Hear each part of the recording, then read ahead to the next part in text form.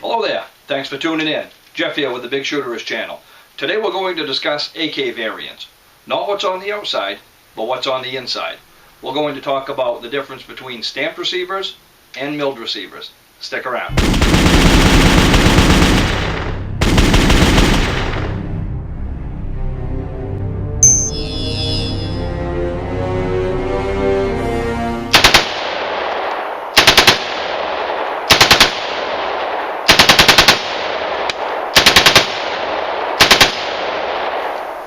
Now, I field gun questions on a regular basis, and it's not uncommon to be asked the difference between a stamped receiver and a milled receiver, or a cast, or a forged, or whatnot, but I've been asked an awful lot lately, the difference between stamped and milled.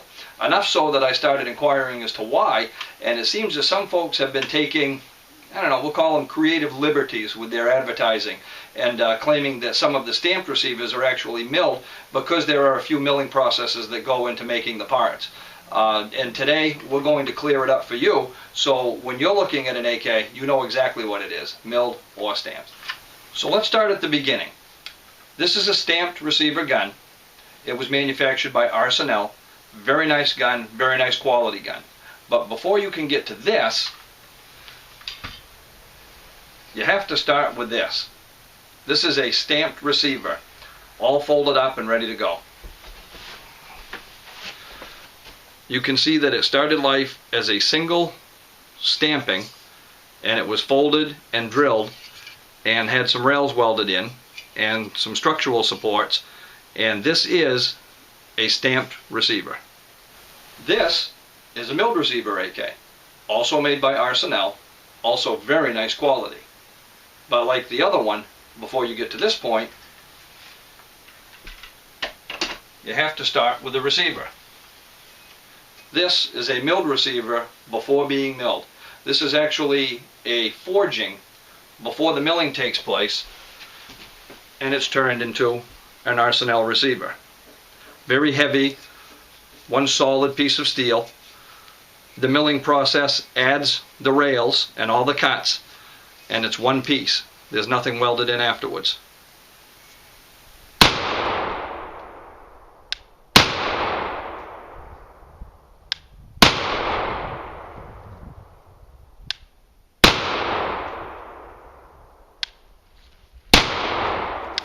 Now, we'll discuss some of the benefits between a milled receiver and a stamped receiver in a minute, but let's look a little bit into how to identify them first.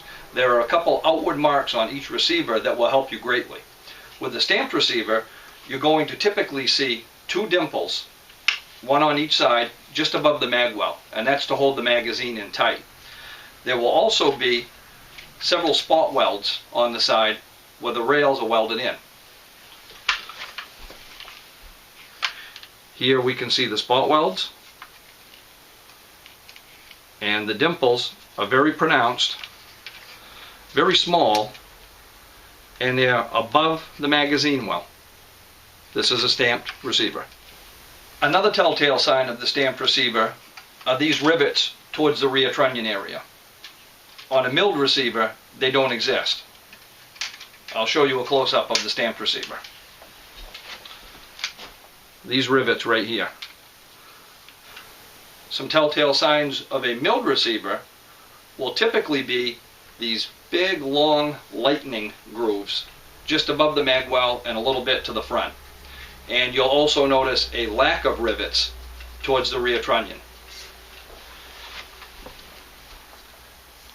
These are the lightning grooves, meant for exactly that, lightening it, because it's such a heavy piece of metal to start with. And you'll see there is not a collection of rivets to hold the rear trunnion like there is in the stamped receiver. Here's a peek inside a milled receiver. These are the rails that we're talking about, and they're on both sides of the receiver. And if you can see that these are one piece with the receiver itself, then that's a definite indication that it is a milled receiver. And here's a look at the side of the milled receiver, and you can see that there are no spot welds where there would be if it was built from a receiver flat, a definite indication that this is a milled receiver. And here's a look inside the stamped receiver. Now you can see that these rails look the same, but upon close inspection it's obvious that they're not the same part as the receiver itself, that they were actually welded in place after the receiver was assembled. And a peek at the side of the stamped receiver gun, it's very clear. You can see these welds where those receiver rails are held into place, and those don't exist on the milled receiver.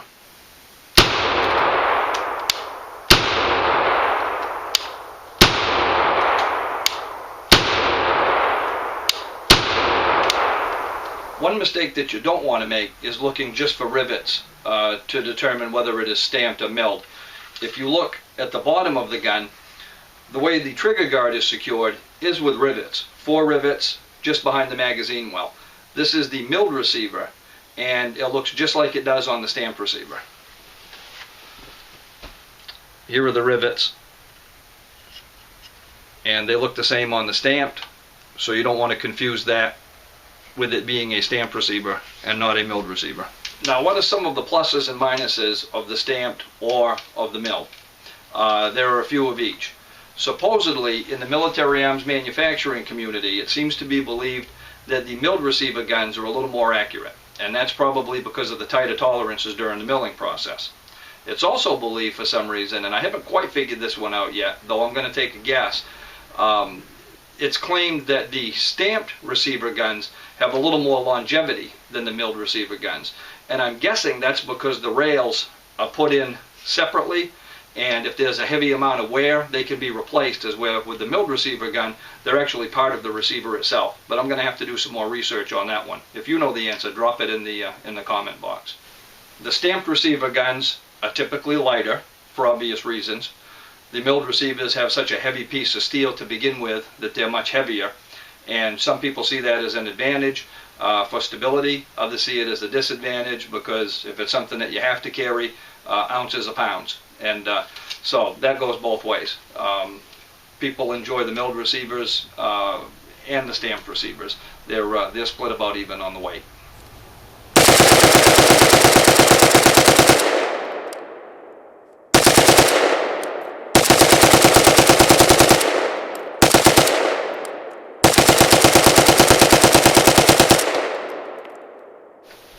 As far as the way these things actually function, I've had tremendous luck with both stamped receivers and milled receivers.